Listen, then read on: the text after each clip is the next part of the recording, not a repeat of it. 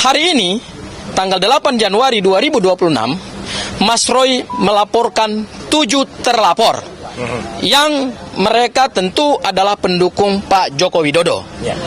Angka 7 dan angka 8 telah menorehkan sejarah baru lagi, yaitu tanggal 7 November 2025 lahir 8 tersangka, pada 8 Januari hari ini lahir 7 terlapor.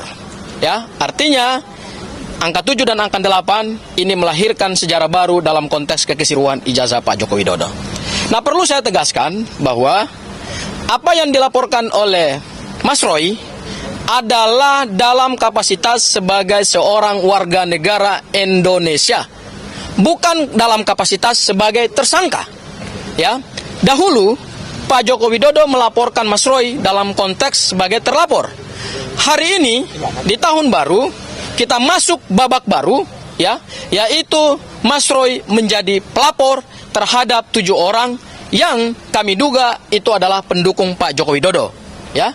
Dan yang dilaporkan oleh Mas Roy dalam konteks bukan karena merasa diserang atau bukan karena dalam konteks tuduhan ijazah palsu dia yang kemudian sudah naik dalam tahap LP Pak Joko Widodo, bukan itu konteksnya. Konteksnya adalah selama ini Mas Roy dituduh, ya, secara luar biasa, difitnah secara luar biasa terkait dengan kedudukan Mas Roy sebagai seorang warga negara yang harkat dan martabatnya dilindungi oleh konstitusi, dilindungi oleh semua kaidah-kaidah hukum pidana internasional, baik yang diatur di dalam Universal Declaration of Human Rights tahun 1948, ICCPR, International Convention on Civil and Political Rights yang sudah kita ratifikasi dengan Undang-Undang nomor 12 tahun 2005, dan semua kaidah-kaidah hukum pidana nasional kita, baik Undang-Undang nomor 39 tahun 1999 tentang HAM, Undang-Undang Kekuasaan Kehakiman, dan 2 produk hukum pidana kita yang baru, yaitu KUHP dan KUHAP yang baru.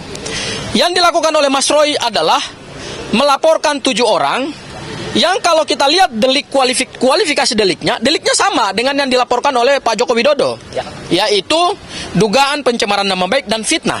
Bedanya adalah Pak Joko Widodo melaporkan dan kemudian lahir 8 tersangka itu menggunakan KUHP yang lama, yaitu pasal 310 dan pasal 311. Sekarang yang dilaporkan oleh Mas Roy itu menggunakan KUHP yang baru yang dilaporkan 2 pasal, yaitu pasal 33 ayat 2 dan pasal 434 ayat 1. Ya. Di dalam hukum pidana kita yang baru ini, perlindungan terhadap kedudukan seorang warga negara dari fitnah dan pencemaran nama baik itu luar biasa. Ya, diatur di dalam bab 17 KUHP yang baru, dan luar biasanya di KUHP yang baru ini ada